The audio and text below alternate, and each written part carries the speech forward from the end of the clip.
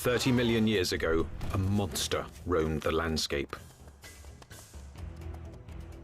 Well, we're talking about one of the most ferocious animals that probably ever walked the earth. This was the biggest beast to live in North America since the dinosaurs. Look at the size of that skull. Look at all those teeth in there. There is no animal like this anywhere. See, if this thing's biting over the front... But this creature's true character has baffled the world's best paleontologists. It might look like a pig, but it's more vicious than a grizzly bear. One thing is for sure, this beast was so frightening, some call it the pig from hell.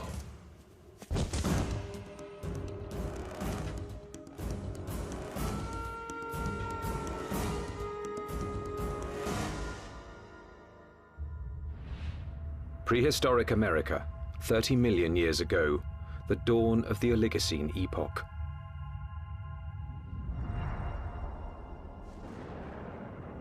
The Earth was cooling, and as temperatures dropped, the landscape began to change. In what would someday be Nebraska, Wyoming, and South Dakota, tropical forests gave way to a radically different environment. As forests disappeared, animals had to adapt to a dangerous new world of wide open spaces with nowhere to hide. A world where there was only one way to survive: run for your life. Camels become adapted for open country, horses become adapted for open country, and you have to be able to escape your predators by being fast runners. As prey animals became harder to catch, predators also had to change. In this arms race, it took speed and jaw power to stave off starvation. There were nimravids, cat-like creatures with saber teeth, which could kill with one quick bite. And the fearsome hyenodon with its lethal jaws.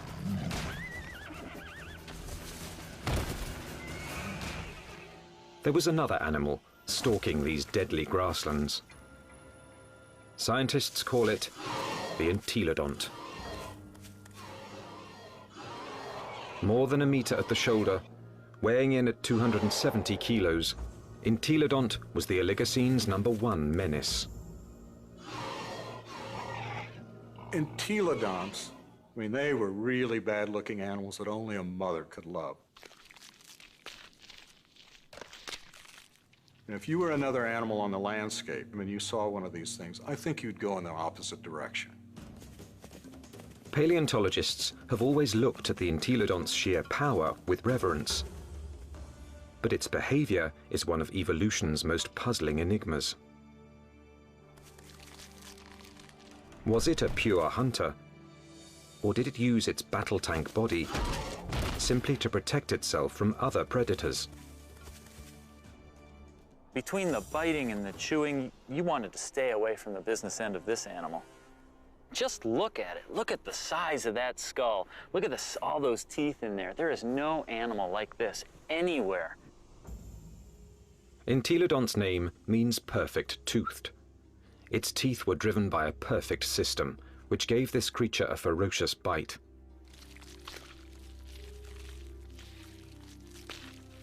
Its jaw power came from two massive cheekbones that leveraged the muscles and supercharged them, driving the deadliest jaws of its time. Jaws that could open 90 degrees and could clamp down harder than a hippo's or a crocodile's. This beast was bioengineered to bite. But what it was eating and why remains a mystery. Entelodonts have no modern relatives, no modern close relatives. So it makes it a challenge for a paleontologist to figure out how they made their living.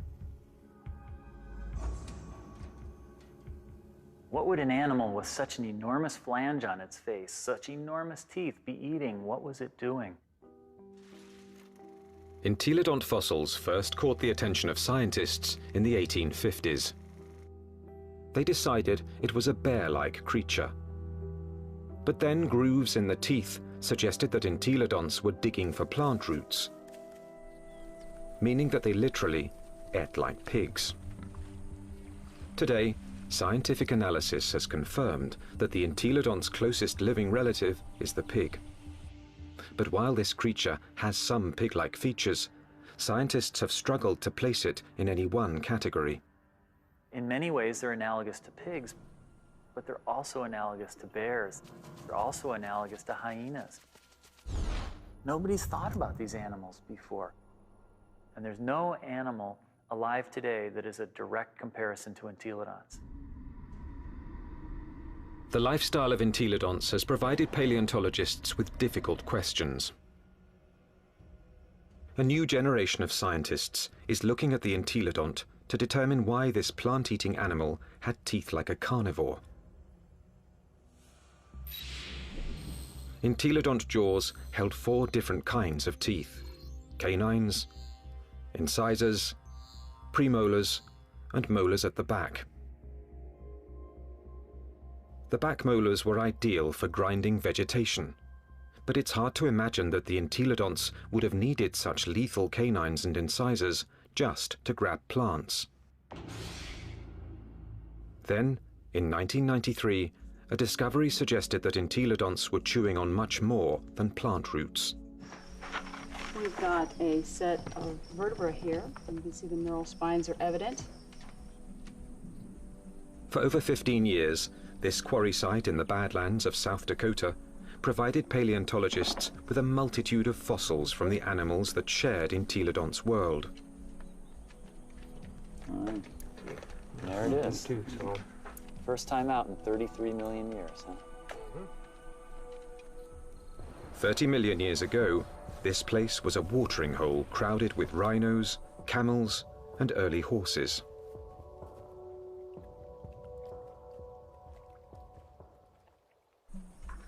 Well, we have some articulated ribs. Scientists also found one of the largest collections of entelodont bones in the history of North America.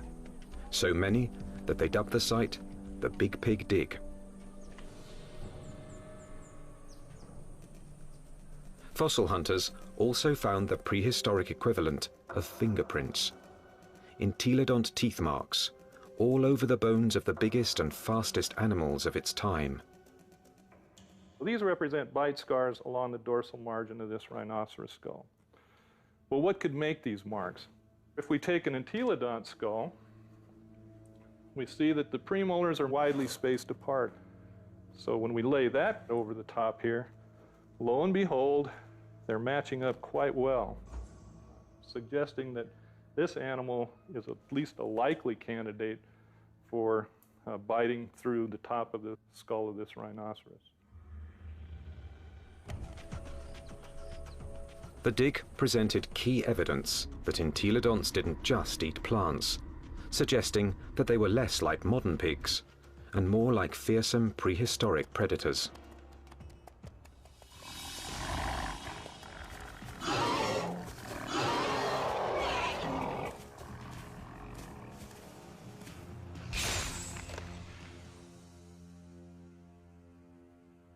If we look at the front of the mouth of an entelodont, it's got a very strong bite that's interlocking. The teeth come together like that. The tips of the teeth don't touch each other, so it's not really specialized for cropping vegetation. In addition to interlocking, the front teeth angle slightly forward, giving entelodonts the ability to grab and nip, something plant eaters don't need, but meat eaters do.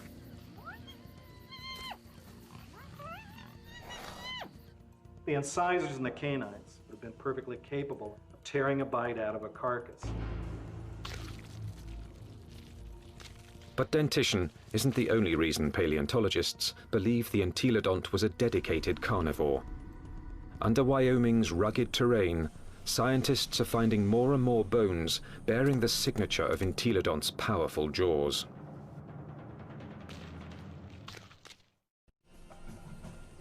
Across the Great Plains of North America, scientists are investigating a prehistoric pig. Entelodont has the teeth and jaws of a fierce predator, but its long, thin legs and cloven hooves suggest it might not be a very good hunter, because it couldn't use them to grab prey. Who was this beast, nicknamed the Pig from Hell? One veteran fossil hunter believes he's found the answer. I look at him as an attack predator, that he was top-of-the-line predator, just like the lion is today in Africa, and just like T-Rex was in the late Cretaceous. Paleontologist Kent Sundell has great respect for this creature's power to kill. At Wyoming's White River Formation, he's found what he thinks is ultimate proof of its hunting prowess. 25 million years ago, this was a flat plain near a river where horses, camels, and rhinos gathered to drink.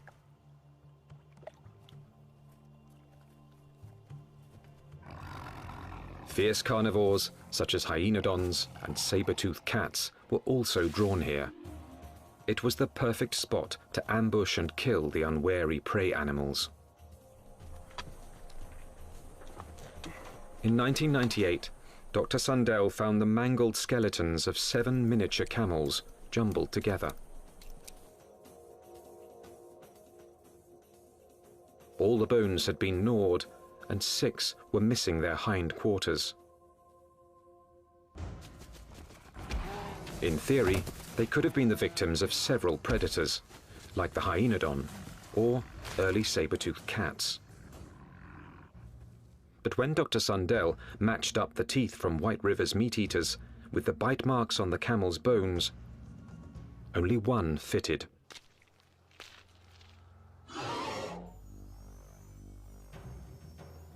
Bite marks alone don't prove these camels were killed by an entelodont, but where the bite marks are might be a clue.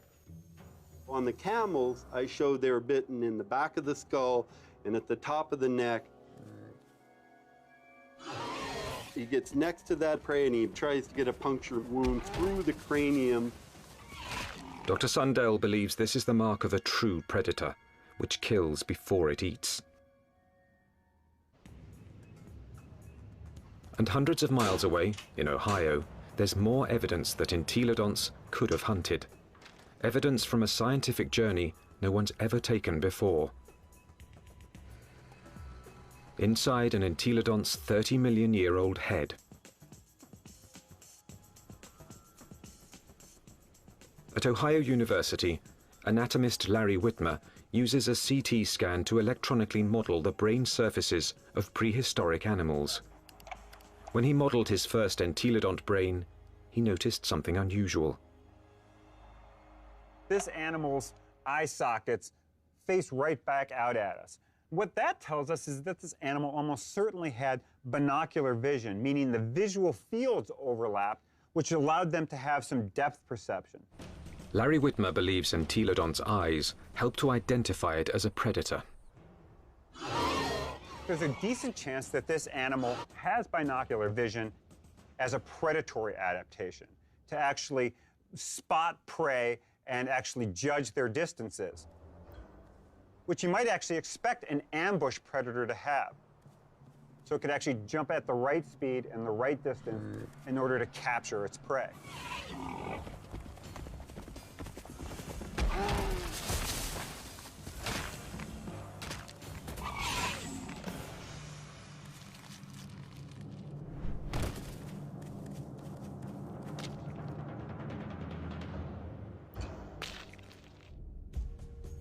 But entelodont's bizarre bioengineering doesn't inspire confidence that it could run and jump.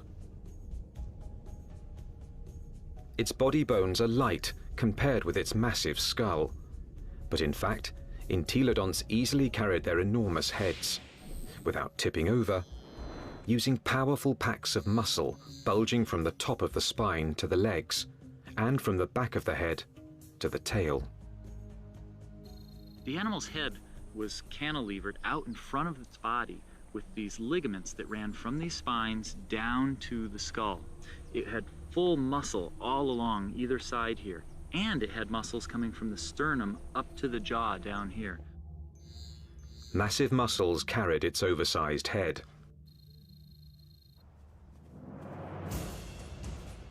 But to bring down a camel, it would also have to run fast. And that's when the entelodont's agile, lightweight body may have paid off. There's just one problem. When a predator catches its prey, it relies on its claws to grab it and bring it down.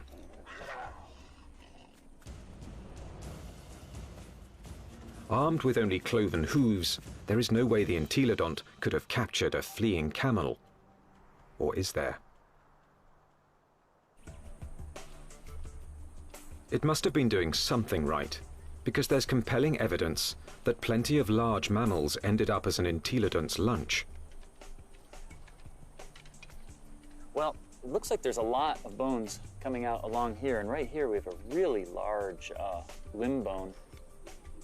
And we found evidence that entelodonts have bitten into all sorts of bones, including rhinoceros bones. They've been biting into camels. We found evidence that they were biting into the long bones of rhinos.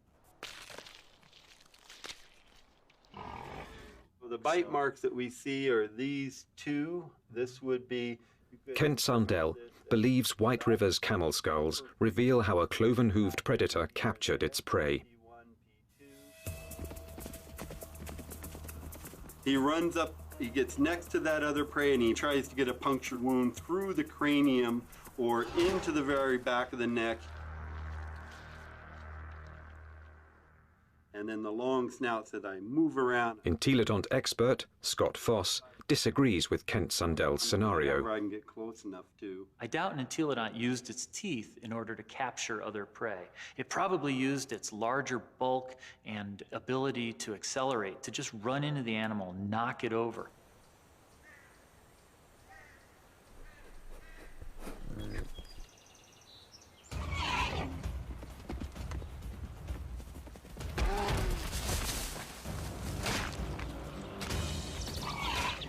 Once I had that animal knocked over, then the teeth can go into business, then the jaw goes into business, and it could crush whatever it went into. And it probably bit the animal right there in the head. Entelodont had all the tools necessary to kill prey animals. But there is more to the job of hunting than just the kill. A top-flight predator must have the ability to find and ambush its quarry. To understand this part of the process, science needs a fossilized window into an entelodont's world. What would we see if we could follow in an entelodont's 30-million-year-old footsteps? At a fossil site in Nebraska, that's exactly what scientists have done. And these footsteps have led them on the trail of the creature's hunt for food.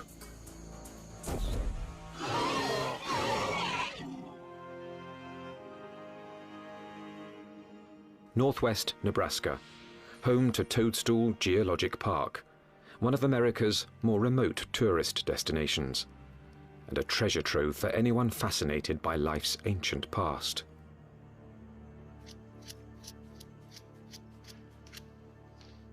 Okay, here's our heel pad.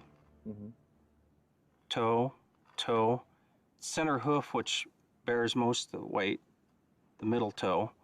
So that makes this a very nice rhinoceros print. 30 million years ago, these solid rocks were muddy stream banks, where migrating animals left their footprints, still preserved in Toadstool's rocks. Well, once we get it clean, it's a very nice rhino. Weigh in anywhere around 500, 600, 700 pounds.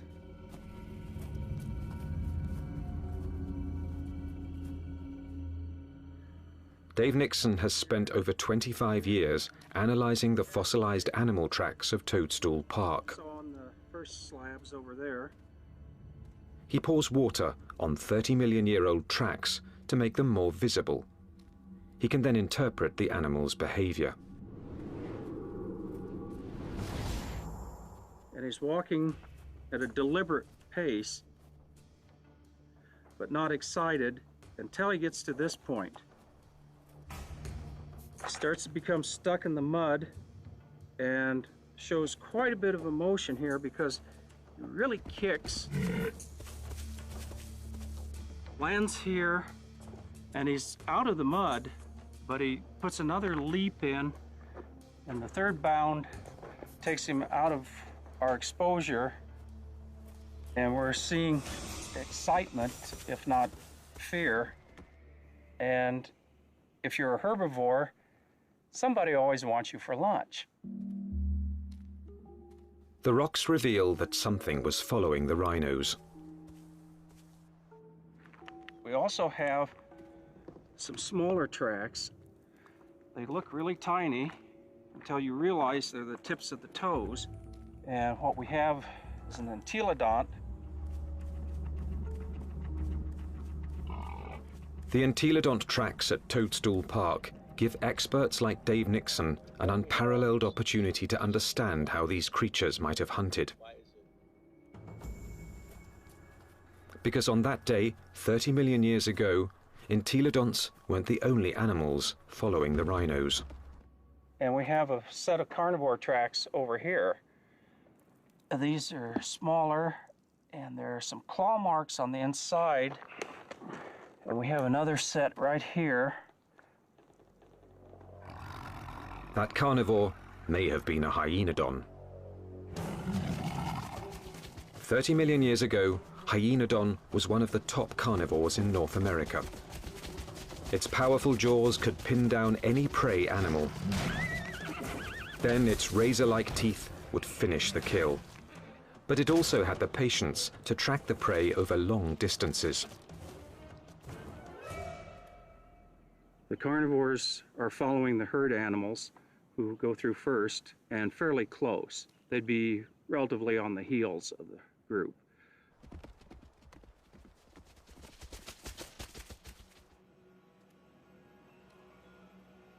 Mysteriously, the tracks also reveal that the entelodonts were letting the competition get closer to the prey.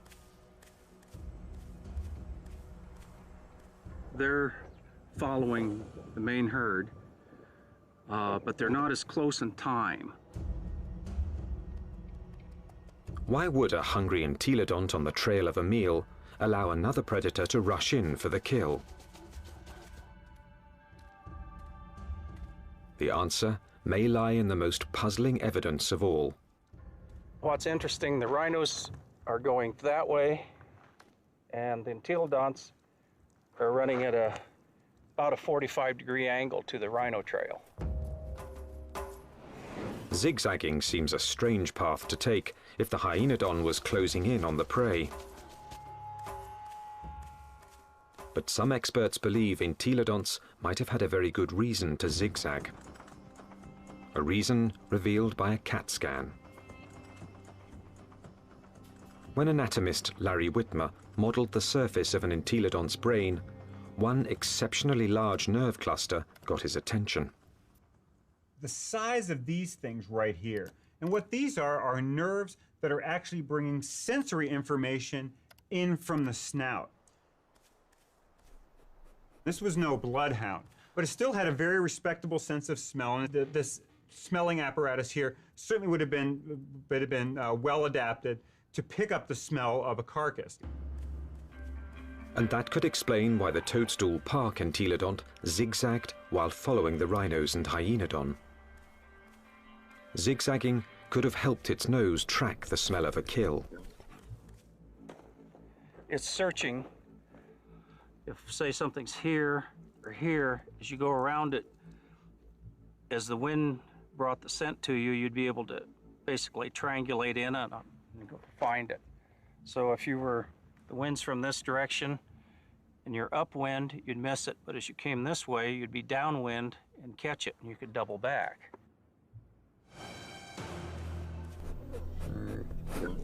It puts its nose up in the wind, it catches the scent, and then it's going to start zigzagging along, walking from one side of the riverbank to the other until it picks up a smell, and then it'll start zeroing in on it.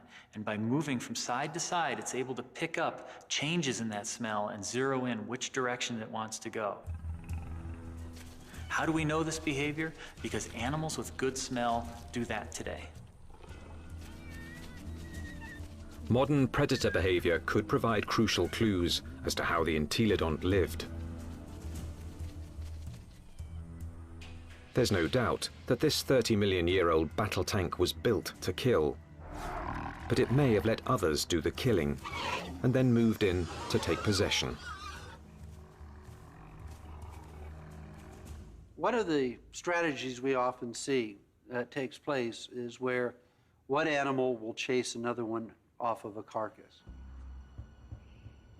We see this at Yellowstone National Park, where wolves will bring down an elk and a grizzly bear will chase off the wolves because it's bigger, it's nastier. This might have happened to the hyenodon at Toadstool Park.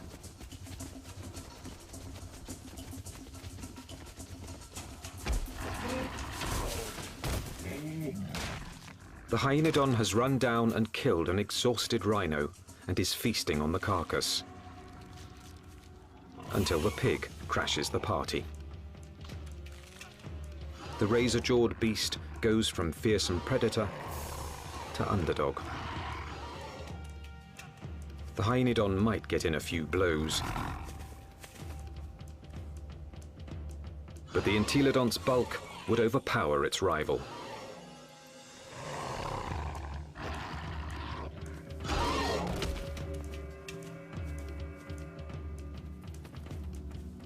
Entelodont had the tools to take any carcass it wanted. I can't think of any other carnivore that might stand up to it. Some experts argue that this is the true secret of the creature's success. An entelodont could hunt, but it didn't need to be a full-time predator. Instead, it let true predators do the hunting and killing, and then stole the fruits of their labor. Stealing food from a hyenodont, even if it meant getting into a battle with a hyenodont, would probably take a lot less energy than having to hunt for food and kill food on its own. If scavenging was its lifestyle, the entelodont's complex bioengineering doesn't look so strange. Entelodont had the eyes of a hunter, the nose of a scavenger, the front teeth of a meat-eating carnivore, and the back teeth of a plant-eating herbivore. It may have evolved from a plant-eater into an omnivore, a creature that could eat whatever was available in a radically changing world. And so in reality, what this animal ate was anything it wanted. That's part of the reason why these animals were as successful as they were for as long as they were on the planet. The entelodont's success was about to be tested by an ever-evolving planet. The Earth was growing cooler, and the landscape was changing. Some of the entelodont's fiercest rivals would not survive, but the pig from hell was about to show it could withstand the test of evolution by getting bigger.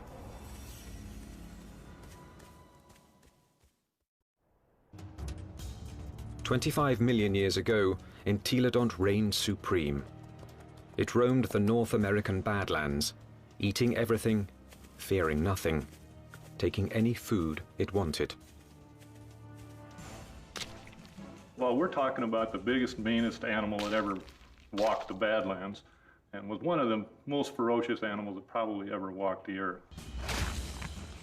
Nothing could stop the entelodont from dominating their world for millions of years to come. Nothing, that is, except planet Earth. 25 million years ago, the time known as the Miocene began. The Earth grew even colder, and once again, North America began to change. The trend towards drying, a more arid environment continued, and you see woodlands become less frequent, become more scattered, spotty, confined along rivers. So you're talking about an open grassland environment very similar to what we think of the Great Plains today. The fossil record reveals that as plant foods grew more scarce, mass extinctions began. Survival depended on traveling long distances to find something to eat. One of the selective factors that we see going on is animals becoming larger because it enables them to cover larger distances to find the food resources that they need to survive. And that meant that predators were confronted by a life or death problem. Now, the animals they hunted were bigger, faster, and much harder to kill. It's like an arms race. If the prey become much larger, they become too big for carnivores to handle, and so the carnivores have to get larger in order to be able to feed on these larger prey items. Some predators, such as Hyaenodon, couldn't meet the challenge.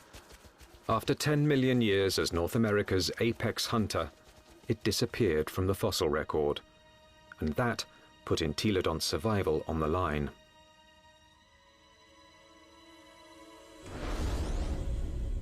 When the predator is gone, the scavenger is now in danger. The scavenger now needs to adjust its lifestyle. And if the scavenger isn't very flexible, it's going to have a difficult time. And in fact, the so-called pig from hell disappeared from the fossil record at about the same time. But this species wasn't gone. Entelodonts evolved to rule the North American plains with a vengeance. This pig hadn't become extinct, it had supersized. This new version stood over 2 meters tall and was 4 to 5 times the size of its predecessor. It still had a battle tank body and a sprinter's legs. Its skull and jaws were now even more massive and more intimidating. It was bigger than a modern bison.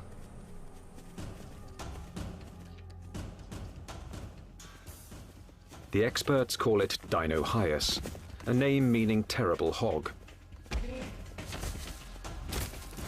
Terrible enough to earn a nickname of its own, the Terminator pig.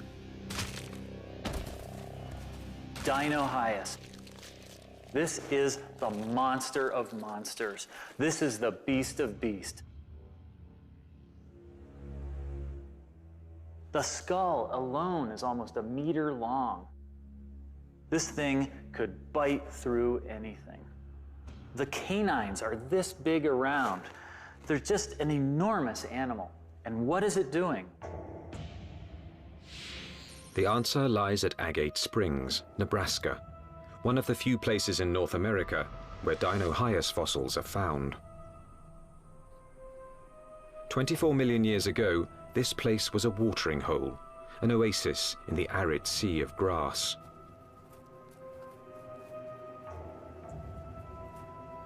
Hundreds of animals, many of them rhinos, gathered here to drink.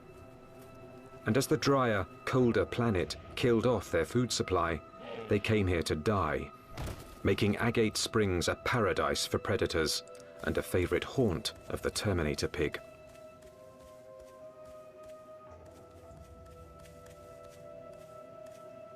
This thing was eating the big animals. We think that this guy was specializing on the large rhinos that lived at the time, on the calicotheres that lived here at Agate Springs.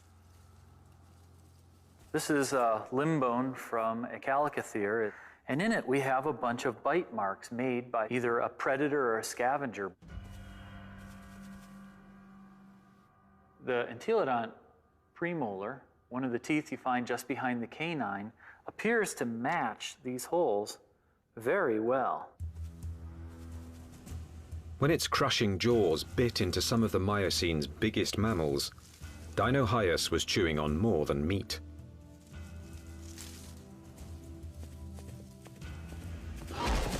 But the important part of this bone is this end here, where it's been broken off. The animal bit through the bone, sheared it off, and then had access to the nutritious marrow that was inside. Bone marrow is one of the most nutritious foods an animal can eat. And in times of mass extinction, it would have been a prime source of nutrition.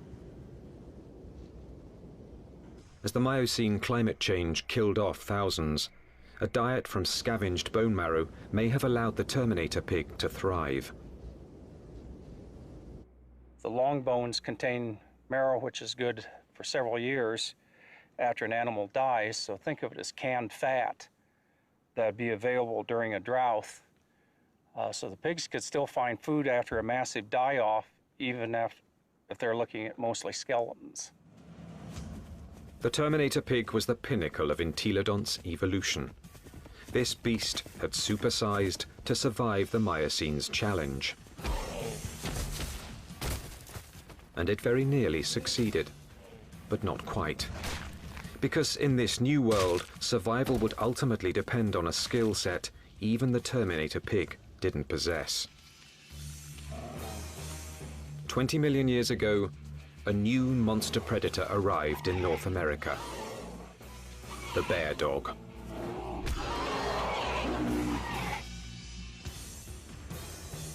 The Miocene epoch, 20 million years ago.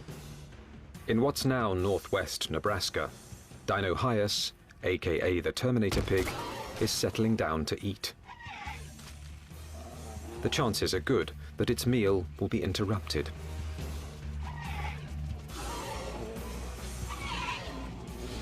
With its huge size, it could handle just about any threat to its dinner. Except a threat it had never seen before: the bear dog. A recent arrival from Asia, this savage, bone-crushing beast wouldn't back down from any fight.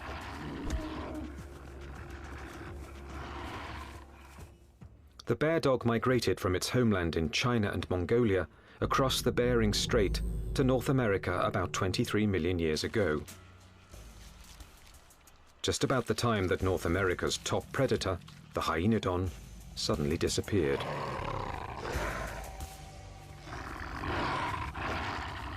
Scientists suspect that it wasn't a coincidence.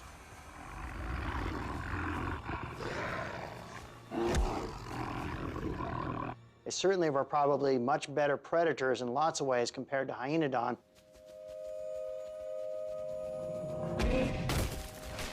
And so it's a reasonable expectation that they probably drove the last of hyenodon to extinction in North America. With hyenodons gone from North America, the bear dogs faced off with their only remaining competition, the Terminator pig. Dinohyus relied on its massive size and killing jaws, two advantages its ancestors had once deployed against hyenodon.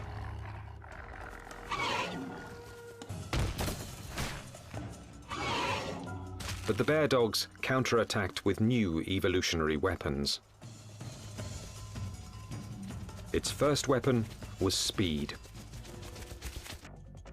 With its heavily muscled, top-heavy body, Dinohyus could be a fast runner in short bursts. But on the vast, open plains, the bear dog's bioengineering was perfectly suited for long-distance pursuit of prey that was becoming much harder to catch. When you look at the skeleton of this animal, it's a much more sophisticated, much faster running animal. We see longer legs in the horses, longer legs in the camels. So if it came to running down prey items, this animal would have had an advantage. Its next weapon was its teeth. Entelodonts ate well because their jaws and teeth could tear flesh and crush bone to extract its highly nutritious marrow. But bear dogs could do these things just as well. In fact, even better.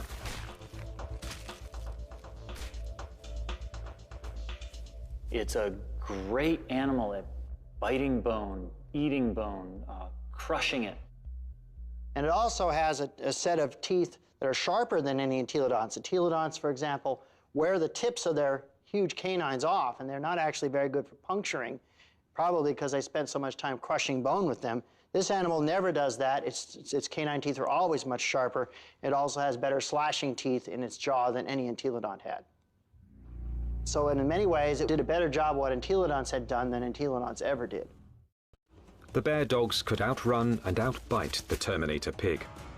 And they had a third weapon the entelodont never possessed. The deadliest power ever to evolve on Earth. Bear dogs actually had much more advanced brains. Brains that were much more like what we see with modern animals.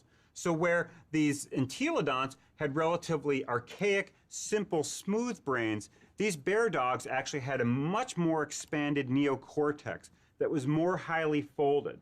These were more sophisticated animals. Instead of developing brain power, entelodonts had responded to the Miocene challenge by supersizing into Dinohyus. For almost 20 million years, they had ruled their world by brute force.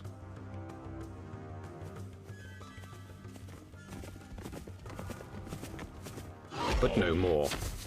From now on, brains, not brawn, would decide who won and who lost nature's battle to survive. The mammalian world was fully caught up in this neural arms race.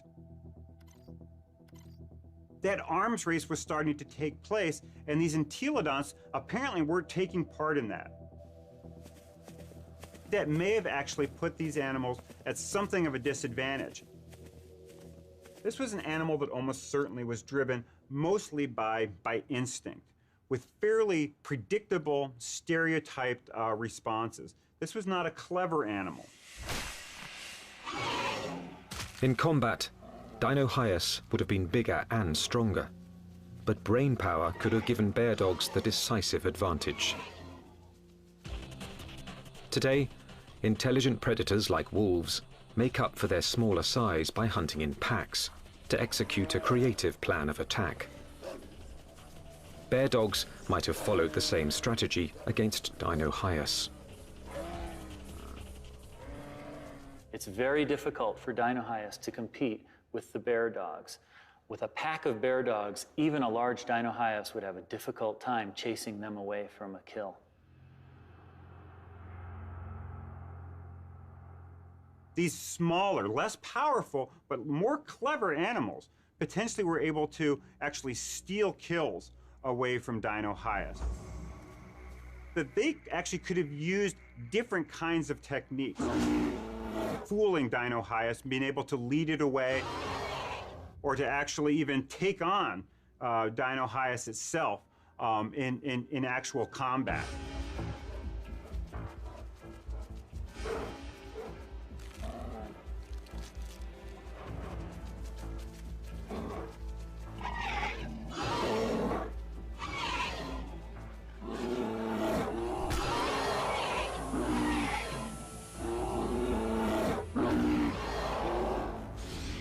So this is a more advanced animal in terms of its teeth, in terms of its speed, in terms of its overall body size, and especially in terms of its intelligence. This thing has a much larger brain for its body size than does any entelodont.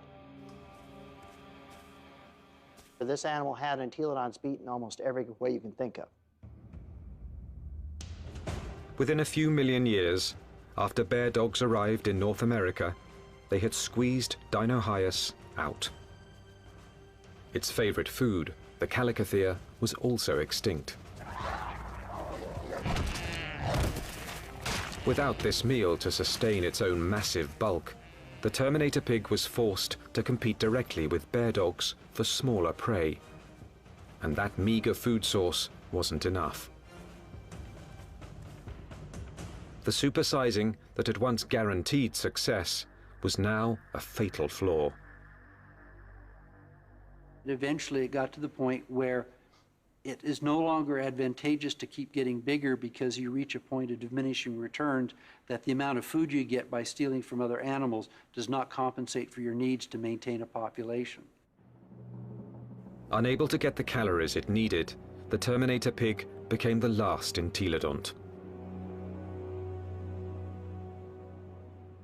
So if your prey goes extinct, you're likely to go extinct as well. Just getting large is not a good idea for the future.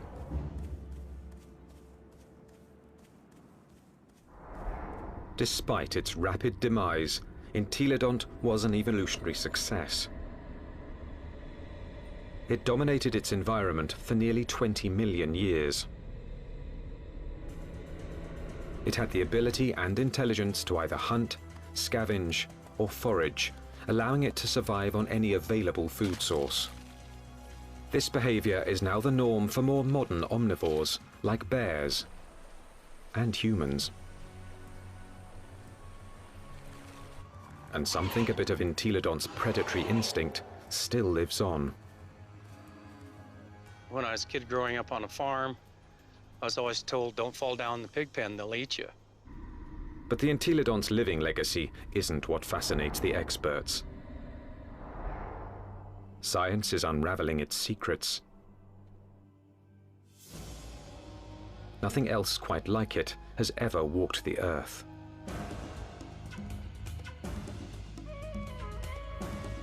All we know is that this strangest of creatures, this toothy beast with an appetite for destruction, dominated its brutal, dangerous world for tens of millions of years.